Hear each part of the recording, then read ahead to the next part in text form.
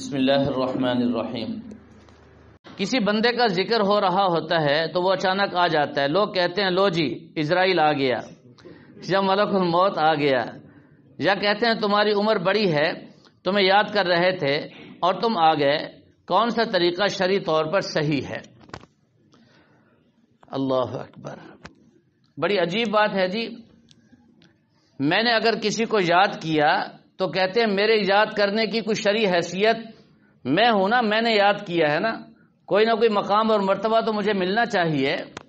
میرے دوستو، یہ مناسب نہیں ہے۔ نیک فعل سمجھ کر اس کو میں اپنے طور پر ذاتی طور پر یوں کہہ دوں بھی ابھی آپ کا ذکر مبارک ہو رہا تھا، الحمدللہ آپ تشریف لے آئے، اللہ مبارک فرمائے، ٹھیک۔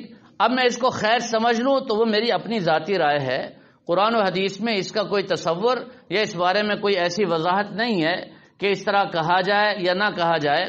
باقی یہ کہنا کہ ملک الموت آ گیا یہ تو صراحتاً جھوٹ ہے۔ اسرائیل آ گیا یہ بھی بہت عجیب بات ہے، اس سے بچنا چاہیے، ایسے کلمات نہیں کہنے چاہیے۔